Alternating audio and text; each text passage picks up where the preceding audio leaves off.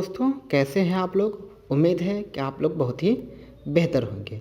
आज हम हिंदी व्याकरण से संबंधित कुछ बेहतरीन टॉपिक वर्णमाला को लेकर आए हैं, जिसको हम बारी बारी से देखेंगे। जो मेरा पहला टॉपिक होगा ये होगा वर्ण। क्या होगा? ये होगा वर्ण। ठीक है। उसके बाद हम पढ़ेंगे वर्णमाला, उसके बाद पढ़ेंगे स्वर वर्ण, व्यंजन वर्ण, मात्रा और उच्चारण स्थान को हम देखेंगे। इसके साथ साथ और भी कुछ छोटे छोटे महत्वपूर्ण अल्फ़ाबेट में यानी कि वर्णमाला में कुछ टॉपिक है, जानकारियाँ है, उसको हम बारी बारी से देखेंगे। ठीक है। उन सबसे पहले आप हमारे इस नए चैनल नॉलेज पॉइंट पे नए हैं तो सब्सक्राइब कर बेल आइकन को ऑल कर लाइक और कमेंट ज़रूर करें, ताकि अगले वीडियो आप तक सीधे प्राप्त हो सके। ठीक है। आइए हम शुरू करते हैं। वर्ण, पहला जो है मेरा टॉपिक वर्ण। तो वर्ण देखिए, आपकी स्क्रीन पर दिख रहा होगा कि वर्ण को परिभाषा हमने किया है कि हिंदी भाषा में प्रयुक्त यानी कि उपयोग होने वाली या प्रयुक्त होने वाली सबसे छोटी ध्वनि वर्ण कहलाती है। क्या कहलाती है? वर्ण कहलाती है। ठीक है, वर्ण कहलाती है। इसका एक और डिफिनेशन हमने ले रखे है कि वर्ण उस मूल ध्वनि को यानी कि मूल ध्वनि यानी ओरिजिनल जो साउंड होगी उसको कहते हैं, यानी मूल ध्वनि को कहते हैं जिसे खंड या टुकड़ा नहीं किया जा सकता, यानी कि तोड़ा नहीं जा सकता है, या फिर कह लीजिए संधि विच्छेद उसका नहीं किया जा सकता है। ठीक है, नहीं कर, उसको हम क्या कहते हैं? वर्ण कहते हैं। जैसे कि एग्जाम्पल में हम दे रखे अ, आ, ई, उ, और क में ये हलंत लग जाने से आधा क हो जाते हैं, इसलिए क, ख इत्यादि को हमने देख रखे हैं। ठीक है। इसके बाद हम देखेंगे कि वर्णमाला। वर्णमाला की बात करें तो वर्णों के समूहों को वर्णों के समूहों को क्या कहते हैं? वर्णमाला कहते हैं। ठीक है, यहाँ लिखा हुआ वर्णों के समूहों को वर्णमाला कहते हैं। ठीक है। एक और डिफिनेशन हम दे सकते हैं क्या कि वर्णों के क्रमबद्ध समूहों को आप सुनकर लिख सकते हैं। ठीक है, वर्णों के क्रमबद्ध समूहों को क्या? क्रमबद्ध समूहों को वर्णमाला कहते हैं। क्रमबद्ध शब्द जो है बहुत ही इम्पोर्टेंट है वर्णमाला को परिभाषित करने के लिए। अगर हम इस क्रमबद्ध को नहीं जोड़ेंगे तो इसका यह भी अर्थ निकाला जा सकता है कि अ लिखने के बाद आप चाहिए तो क लिख सकते हैं, क्योंकि आप क्रमबद्ध को इसमें सम्मिलित नहीं करेंगे तो यह परिभाषा गलत हो जाएगी। इसीलिए क्रमबद्ध लगाने से अ के बाद क नहीं लिखा जा सकता है। जब भी लिखे जाएगा तो अ का जो वर्ग होता है आ, ठीक है, वही लिखेंगे ई, और उसके बाद ई, ये हो जाते हैं हमारे क्रमबद्ध। ठीक है। उसी तरह हम परिभाषित करेंगे वर्णमाला का, तो लिखेंगे वर्णों के क्रमबद्ध समूहों को वर्णमाला कहते हैं। ठीक है, क्या कहते हैं? वर्णमाला कहते हैं। आप यहाँ देख सकते हैं डिफिनेशन। ठीक है, आइए हम देखते हैं आगे। ठीक है, इसको तो रेजर कर देते हैं। उसके बाद कहते कि हिंदी वर्णमाला में कुल कितने हैं? 44 वर्ण होते हैं। ठीक है, कितने वर्ण होते हैं? 44 वर्ण होते हैं।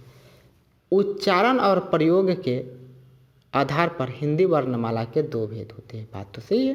एक होता है स्वर वर्ण और एक होता है व्यंजन वर्ण। ठीक है, हमने भी टॉपिक लिख रखे थे स्वर वर्ण और व्यंजन वर्ण। ठीक है, तो आइए हम देखते हैं पहले स्वर वर्ण।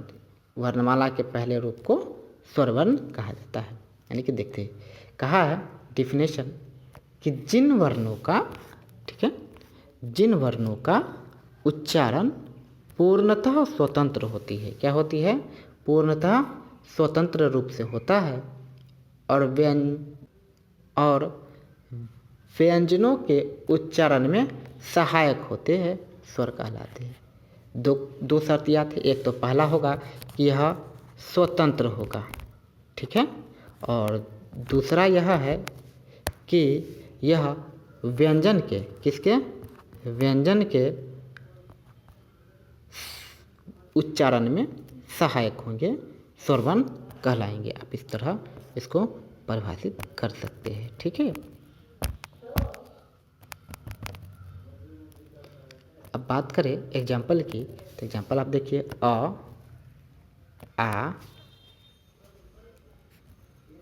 ई उ से लेकर के कुल अ तक। ठीक है, अ तक के होते हैं।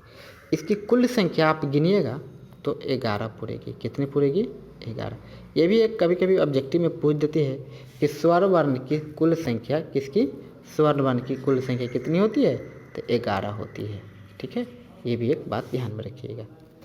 बात करें स्वर वर्ण की भागों की, तो उच्चारण के आधार पर, ठीक है, किसके आधार पर? उच्चारण के आधार पर या दृष्टि से स्वर वर्ण के 3 भेद होते हैं। कितने होते हैं? 3 भेद होते हैं। पहला है ह्रस्व स्वर, दूसरा है दीर्घ स्वर और तीसरा होगा प्लुत स्वर। बात करें ह्रस्व स्वर की तो क्या होता है, आइए देखिए ह्रस्व स्वर की बात करें तो जिन स्वरों के उच्चारण में, किसमें? जिन स्वरों के उच्चारण में कम से कम समय लगता हो। क्या लगता हो? कम से कम समय लगता है, उन्हें ह्रस्व स्वर कहते हैं। जिसकी संख्या कितनी होती है? 4 होती है। ये सब आप लिखते जाइएगा। ठीक है, 4 होती है, जैसे आ ई और री। ठीक है, इस टोटल 4 होती है। बात करें ह्रस्व स्वर की, तो ह्रस्व स्वर को ही मूल स्वर कहा जाता है। ठीक है, यहाँ लिख रखे कि ह्रस्व स्वर को ही मूल स्वर भी कहा जाता है। ठीक है, कभी कभी ऑब्जेक्टिव में पूछ देते हैं कि ह्रस्व स्वर की संख्या कितनी होती है? 4 होती है। ठीक है, और ये भी पूछ दिया जाता है कि अ कैसा स्वर वर्ण है, तो आपको बताना है कि ह्रस्व है। इस तरह से भी ऑब्जेक्टिव पूछे जाते हैं। बात करें तो में दीर्घ स्वर की। ठीक है, तो जिन स्वरों के उच्चारण में ह्रस्व की अपेक्षा, किसकी अपेक्षा? ह्रस्व की अपेक्षा 2 गुना समय लगता हो, उन्हें दीर्घ स्वर कहते हैं। हिंदी में दीर्घ स्वर की संख्या कितनी होती है? 7 होती है। देखिए जैसे आ ई उ ए ओ औ कुल हो जाएंगे 7। ठीक है, समय की बात करें तो आप इसको उच्चारण करके देखिएगा धीरे से, तो होगा अ, लेकिन इसको उच्चारण कीजिएगा तो यानी कि बल लगता है, यानी कि ध्वनि भी ज़्यादा आती है आ। ठीक है, इसी कारण है कि ह्रस्व से दीर्घ में 2 गुना समय लगता है। ठीक है, बात करें हम अगले स्वर वर्ण की, तो है वो है प्लुत। ठीक है, प्लुत है, तो प्लुत की बात करते हैं। उससे पहले इसको थोड़ा साफ कर लेते हैं। तो जिन स्वर के उच्चारण में दीर्घ स्वरों से भी अधिक समय लगता है, या यूँ कह ले कि सबसे अधिक समय लगता है, उन्हें प्लुत स्वर कहते हैं। ठीक है, प्लुत स्वर का उपयोग जो होता है ना, हम लोग दूर से व्यक्तियों को बुलाने में किया जाता है। यानी कि दूर से कोई व्यक्ति है तो उसको बुलाने में किया जाता है। जैसे कि कोई दूर से खड़ा व्यक्ति है, हम कहते हैं हो, या फिर कहते हैं ए। ऐसे जो हम दूर से करते हैं बुलाने में, ये सभी जो स्वर होते हैं प्लुत स्वर कहलाते हैं। ठीक है, अब बात करिए मात्राएं। मात्रा भी होती है, इसी में आते हैं स्वर वर्ण में। तो हमने परिभाषा देख रखे कि स्वरों के बदले हुए स्वरूप को मात्रा कहते हैं। ठीक है, स्वरों की मात्राएं निम्नलिखित है, देखते हैं हम आगे मात्राएं कौन कौन से मात्राएं हैं। ये है मात्राएं। ठीक है, इसमें एक और मात्राएं होती है अ। ठीक है, अ को कुछ नहीं जोड़ा जाता है इसमें, फिर भी ये रहता है अ। ठीक है, और अ से क्या बनता है? जैसे कि अनार, बचपन में भी पढ़े होंगे अ से अनार, अमृत, अग्नि, अनाज वगैरह वगैरह, ये सब जो होते हैं अ से होते हैं। ठीक है, दरअसल ये मात्रा विहीन होते हैं, इसलिए हमने इसको नहीं लिख रखे हैं, आगे हमने नोट्स में इसको बना रखे हैं। ठीक है, देखिए मात्रा ये सब होती है आ ई ऊ, ये सब जो आप देख रहे हैं ये सब कहती है मात्रा है। दरअसल मात्रा ये नहीं है, मात्रा ये है। ये जो आप देख रहे हैं इस आकृति टाइप को जो आपको गोला में नजर आएगा, इस सब को हम क्या कहते हैं? मात्रा कहते हैं। क्या कहते हैं? मात्रा कहते हैं। ठीक है, कुछ मात्रा के लिए समझने वाले बिंदु है जिसको हम अभी देख लेते हैं। ठीक है, जैसे कि आप देखिए यहाँ पे कि इसको साफ कर देते हैं। एक होता है क में की लिखते हैं। ठीक है, तो इसको गौर से देखिए। आप लोग ऐसे करके ऐसे कर देते हैं तो ये क्या हो गया कि उसी में इधर से क्या करिए, इधर दीर्घिकार हो गया। क्या हो गया? दीर्घिकार। एक बात करें के की, तो के लिखते हैं ऐसे, तो ये जो हेड होता है, सर होता है, सर से ऊपर वाला ही को हम लोग क्या कहते हैं? के कहते हैं। क्या कहते हैं? के कहते हैं। ठीक है, ऊपर जो रहता है उसको क्या कहते हैं? के कहते हैं। तो इसी प्रकार एक और आता है को। क्या आता है? को। तो को क्या होता है? ये सर के नीचे के साथ आता है, तो ये इसकी मात्रा होती है को। आप कभी कभी कंफ्यूज कर जाइएगा, जैसे कि कंफ्यूज करने के सिरे क्या है आपसे पूछेगा। ठीक है,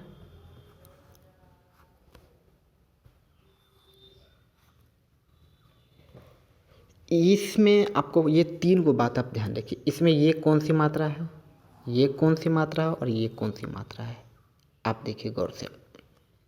ये सर से ऊपर की ओर है, नीचे इसको नहीं लाए हैं। ठीक है, ये ऊपर की ही ओर है, तो ऊपर की ही ओर रहता है, तो ऊपर की ओर कौन सी मात्रा होती है?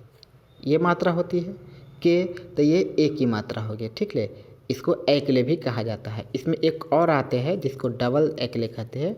ठीक है, तो ये सब जो सर के ऊपर है उसको एकले कहते हैं। बात करें इसकी, तो ये देखिए ये सर के साथ नीचे तक आ रखा है यहाँ। ठीक है, तो ये ओ की मात्रा होगी जिसको हम लिखते हैं को, ऐसे लिखते हैं। ठीक है, तो ये को की मात्रा में नीचे तक आ गया। लेकिन बात करें इसमें कि इसका देखिए, इसका जो माउथ है यहाँ पर, या आप गौर से देखिए यहाँ खुला हुआ है और इसका माउथ है क्लोज हुए, बंद हो गया है। ठीक है, तो जब खुला हुआ माउथ रहे यानी कि टोटी जब खुला हुआ रहे तो वो मात्रा किसकी होती है?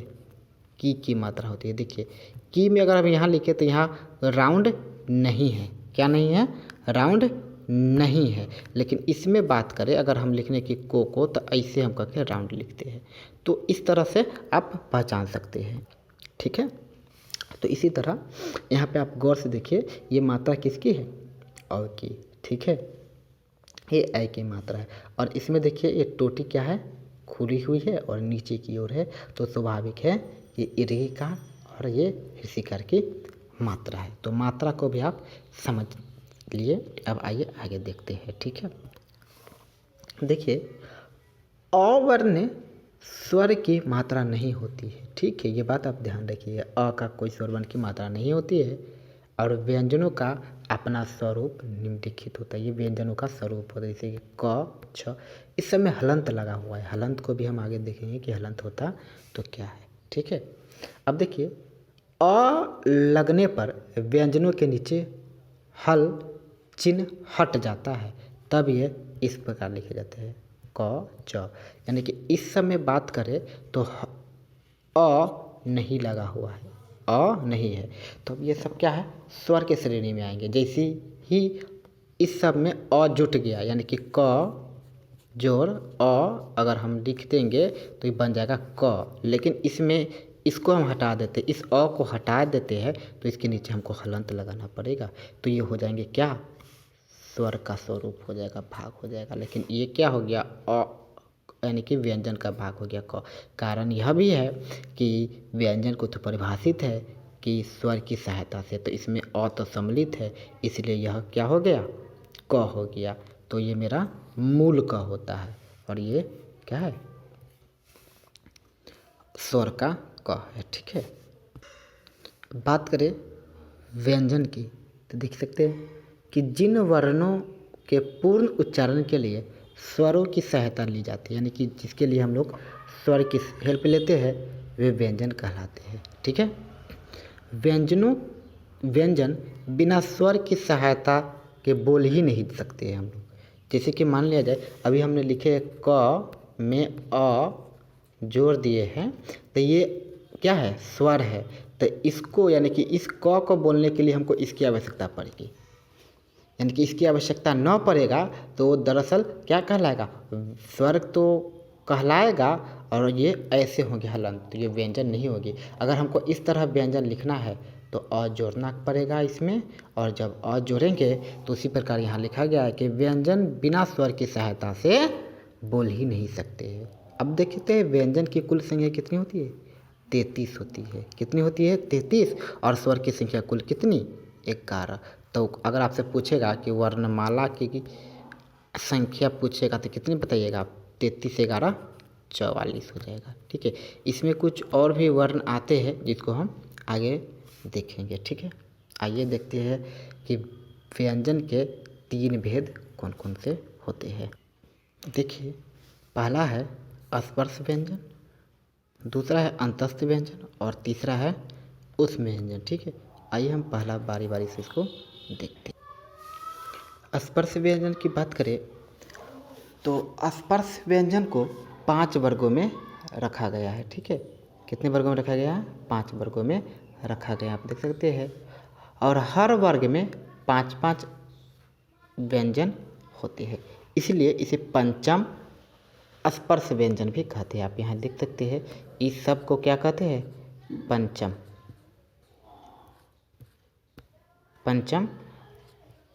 स्पर्श व्यंजन भी कहते हैं इस सबको। ठीक है, जिसके उसी के पहले वर्ग के अनुसार रखा गया है। जैसे कि मान लिया जाए कि क, ख, ग, घ और अंग, इस सब जो है क वर्ग का, कौन से वर्ग में रखा गया है, इस सब वर्ग को क वर्ग के रखा गया है, क्योंकि इसका पहला अक्षर क्या है, क। ठीक है, उसी तरह च वर्ग देखिए, च, छ, ज, झ, य में पहला अक्षर है च, इसलिए इस वर्ग को च वर्ग कहा गया है। ट, ठ, ड, ढ और न, इसमें प्रथम अक्षर है ट, इसलिए इस वर्ग को ट वर्ग कहा गया है। ठीक है, इसमें 2 एक्स्ट्रा वर्ण आते हैं, आपको इसको ध्यान रखिएगा। एक आता है पहाड़ और पेड़ वाला जो र होता है ये, और एक ढोलक वाला ढ जो आता है ये। इस ढ का प्रयोग हम लोग ढोलक में करते हैं, ये बड़ी र होती है। ठीक है, तो ये 2 होती है। इन सबको अगर आप जोड़िएगा तो उधर कितने है, 44, और इसको +2 कर दीजिए तो हो जाएंगे कितने, 46। एक और आता है श्र वाला, ठीक है, श्र, ये जोड़ दीजिएगा इसमें एक और तो हो जाएगा कुल कितना, 47। इसके बाद भी है, हम इसको और भी देखते हैं बारी बारी से। उसके बाद है त, थ, द, ध, न, ये सब क्या है, तवर्ग, और ये होगा पवर्ग। ठीक है, देखिए इसको बड़ी ध्यान से रखिएगा।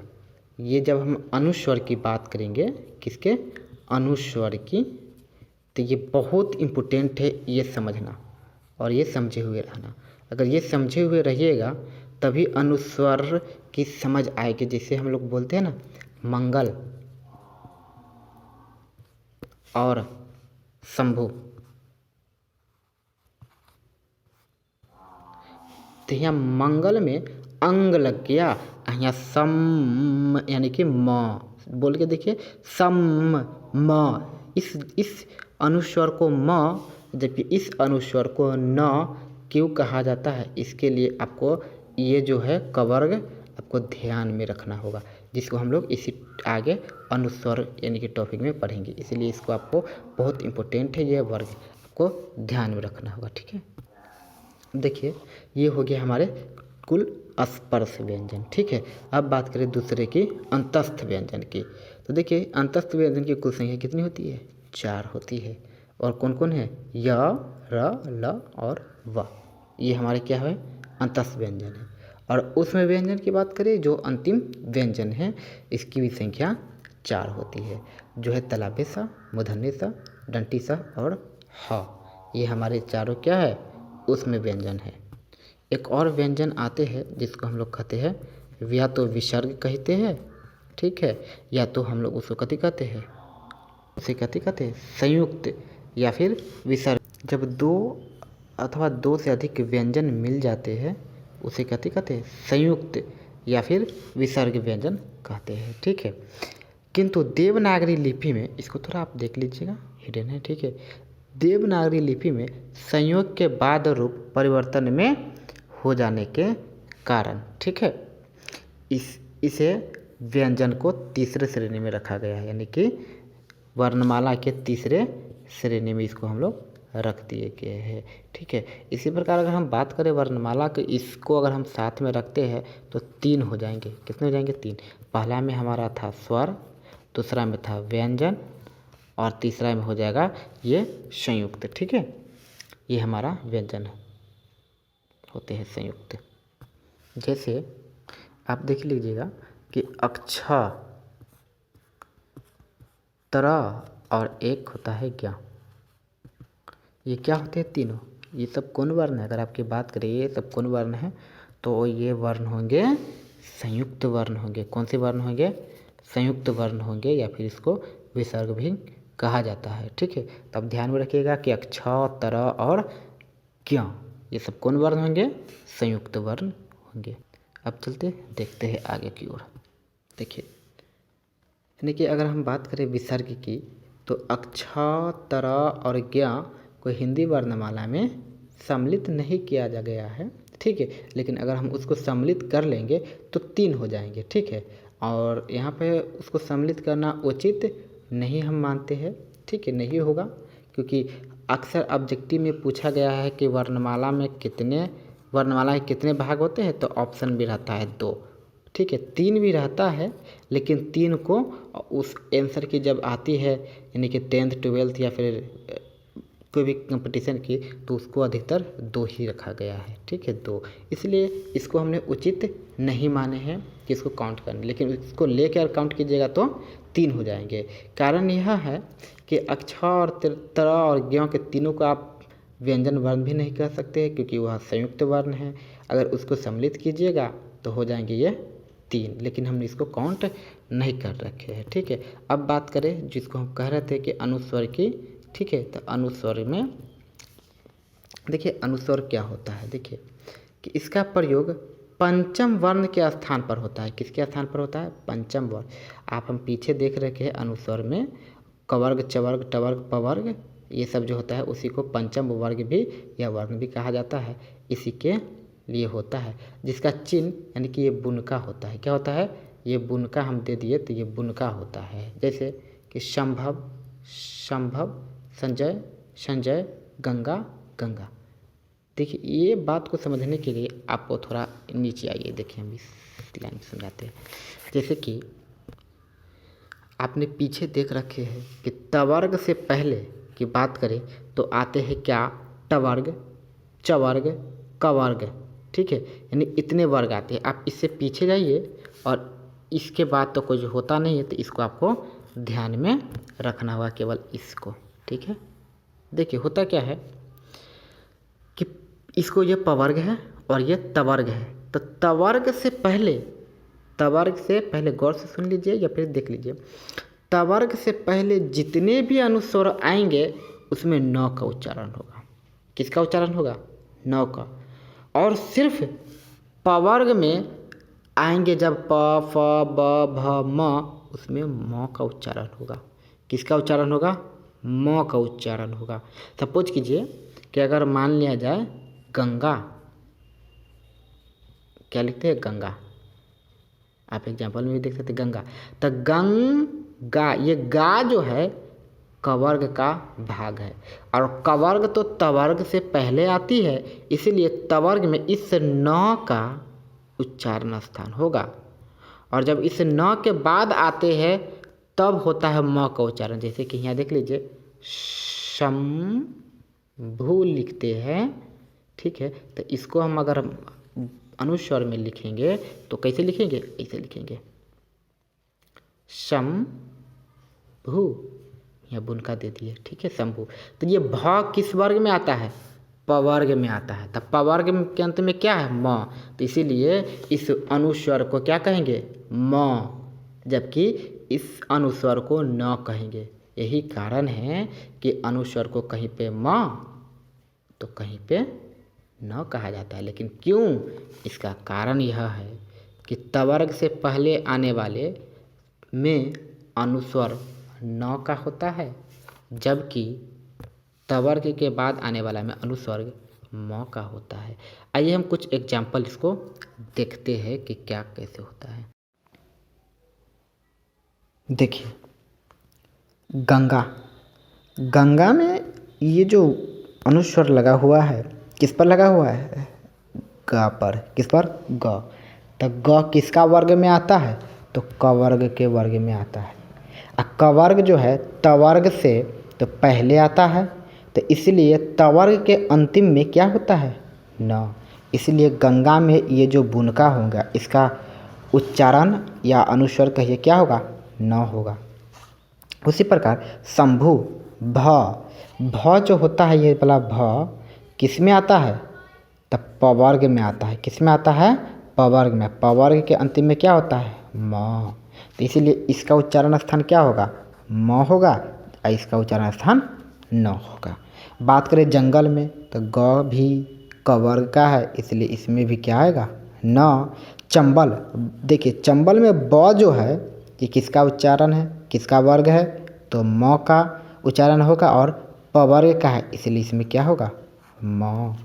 टेम्पल पवर्ग में आता है, तो इसमें भी क्या होगा? म का। बात करें अंबर, ब, तो अंबर ब, तो इसमें भी म का उच्चारण होगा।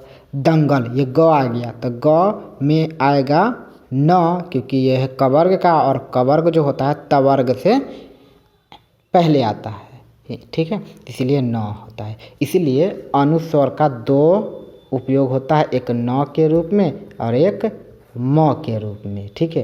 तो अब इस बात से आप समझ गए होंगे कि अनुस्वर में कहीं म तो कहीं न क्यों कहा जाता होगा, ठीक है। अगर किसी को दिक्कत होगा तो हमें कमेंट कर आप ज़रूर बताइएगा, ठीक है। आइए आगे देखते हैं। अब बात करें विसर्ग की। देखिए विसर्ग क्या होते हैं, ठीक है। विसर्ग क्या होते हैं? देखिए इसका उच्चारण ह होता है। क्या होता है? ह के समान होता है, ठीक है। और जिसका चिन्ह क्या होता है? ये दो को बुनका जो देते हैं, जिसको मैथ में अनुपात के तरह कहा जाता है, उसको विसर्ग कहा जाता है, ठीक है। जैसे एग्जाम्पल लिखिए, अतः, प्रातः, देखा कहते हैं पराया, दुख, ये सब जो है ये सब किस क्या है? विसर्ग है। तो अगर हम बात करें विसर्ग की परिभाषित की, तो कह सकते हैं कि देखिए कि वैसा वर्ण जिसका उच्चारण ह के समान होगा। किसके समान होगा? ह के समान होता है, उसे हम कथी कहते हैं? विसर्ग कहते हैं, ठीक है। ये क्या हो गया? हमारा विसर्ग का डिफिनेशन हो गया, परिभाषा हो गया। और समझने के लिए हम क्या समझेंगे? इसको इस तरह से समझेंगे कि ये सब हमारा, ये जब जहाँ चिन्ह रहेगा इसका, ये सब क्या होगा? विसर्ग होंगे, ठीक है। जैसे कि एक सब एग्जाम्पल है। अब बात करें चंद्र बिंदु की। देखिए चंद्र बिंदु से पहले इस बिंदु को समझना होगा, और इसमें लग जाता है चंद्र, तब कहलाता है चंद्र बिंदु। तो पहले हम इसको समझते हैं, ये बिंदु क्या होता है, फिर इस चंद्र के आकार लगा देते हैं तो चंद्र बिंदु, फिर हम दोनों को कंबाइन करेंगे तो बनेगा चंद्र बिंदु। तो उससे पहले हम समझते हैं क्या बिंदु क्या होता है, ठीक है। देखिए कि वैसा सूक्ष्म गोला जिसकी न तो मोटाई हो, न चौड़ाई और न लंबाई, और न ही रेखीय हो, क्या कहलाता है? बिंदु कहलाता है। जैसे कि ये देखिए बुनका, इसकी न लंबाई है, न चौड़ाई है, और न ही कोई रेखीय है, ठीक है। लेकिन छोटा एक गोला है, सूक्ष्म गोला है, उसको हम क्या कहेंगे? बिंदु कहेंगे। क्या कहेंगे? बिंदु कहेंगे, ठीक है, बिंदु कहेंगे, ठीक है। ये परिभाषा हो गया बिंदु का। अब आइए हम देखते हैं चंद्र बिंदु, ठीक है। जैसे कि चंद्र के ऊपर स्थित बिंदु को चंद्र बिंदु कहते हैं। देखिए जब किसी स्वर का उच्चारण नासिका यानी कि नाक और मुख दोनों से किया जाता हो, तब उसके ऊपर चंद्र बिंदु यानी कि ऐसे लगा दिया जाता है, ठीक है।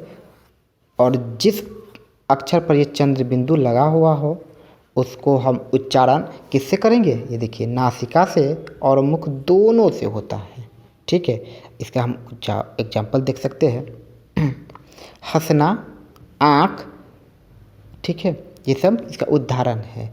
और देखिए नासिका और मुख दोनों से जिसका उच्चारण होता है उसे हम अनुनासिका कहते हैं। आप इस बात को लिख सकते हैं कि जिसका उच्चारण नासिका और मुख दोनों से होता है उसको क्या कहते हैं? अनुनासिका कहते हैं। अर्थात चंद्र बिंदु का भी उच्चारण अनुनासिका से होता है। बात करें यहाँ आँख, आँख में लगा हुआ है चंद्र बिंदु, तब पूछेगा कि इसका उच्चारण स्थान क्या है? तो ऑप्शन में रहेगा अनुनासिका, तो अनुनासिका बताना है, या नासिका रहे तो नासिका भी बताना है, या मुख रहे तो मुख भी बताना है। ठीक है, लेकिन तीनों रहे तो रहेगा इनमें से सभी, या कोई रहे तो बताना है एक। ठीक है,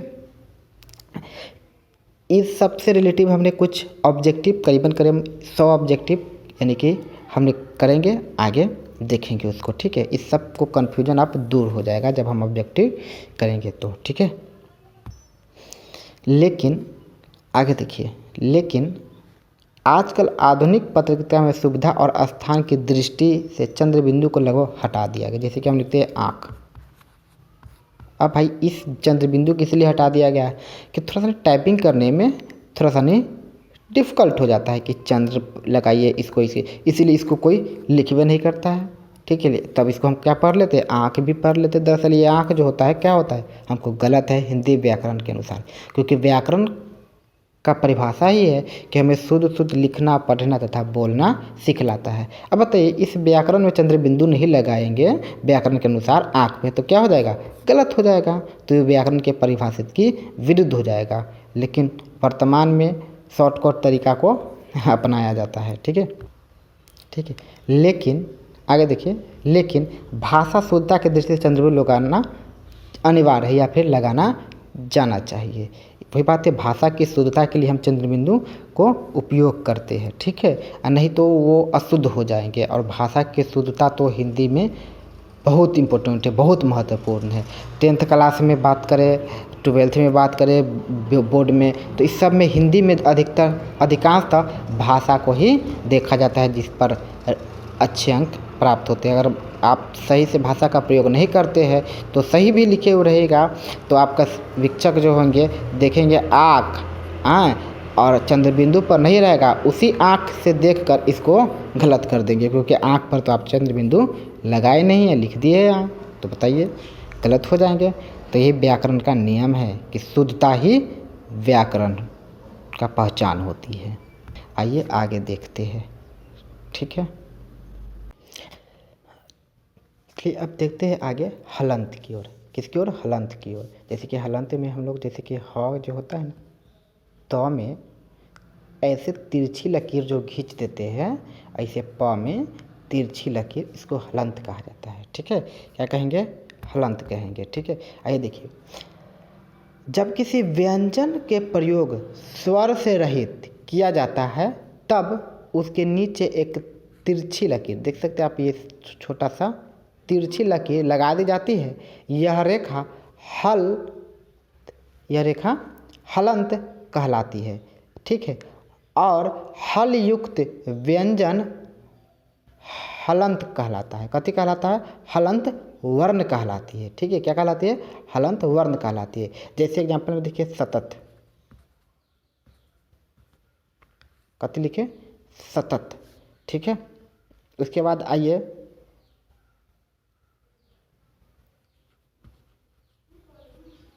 नमन। नमन में ऐसे लगाया जाता है नमन। इन सब जो है, इस सब तिरछी लकीर हम खींचते हैं, ये क्या होता है? हलंत होता है। ठीक है, क्या होते हैं? हलंत। ठीक है, इस सब बहुत सारे हम ऑब्जेक्टिव जो है उसके लिए हम एक और वीडियो बनाएंगे जिसमें करीबन वर्णमाला से रिलेटिव 200 से अधिक या इसी के करीब क्या होंगे? वास्तुनिष्ठ प्रश्न होंगे इसी वर्णमाला से, जो होंगे 10वीं क्लास बिहार बोर्ड और 12th क्लास से रिलेटिव, कुछ प्रीवियस ईयर्स और कुछ बेसिक सारी। उन सब ऑब्जेक्टिव को करने के बाद आपको पूर्णतः वर्णमाला का संपूर्ण जानकारी हो जाएंगे। आइए हम देखते हैं फिर क्या है उच्चारण स्थान को। क्या है उच्चारण स्थान को? देखिए वर्णों के उच्चारण स्थान, ठीक है, ये मेरा टॉपिक भी था, ठीक है। तो मुख के जिस भाग से वर्ण का उच्चारण होता है उससे उस वर्ण का उच्चारण स्थान कहते हैं। जैसे कि हम लोग कुछ बोलते हैं तो मुंह से बोलते हैं, वॉइस बॉक्स के माध्यम से बोलते हैं, ठीक है, वो क्या कहलाता है? उच्चारण स्थान कहलाता है। जैसे कि देख सकते हैं अ, क, आ, क, ख, ग, बरीरा और विसर्ग जो होते हैं कंठ और जीभ का निचला भाग कंठस्थ कहलाता है, यानी कि कंठस्थ बोला जाता है, ठीक है। यानी कि ध्यान रखिएगा कंठ और जीभ दोनों मिलकर कंठस्थ बनते हैं। क्या बनते हैं? कंठस्थ बनते हैं।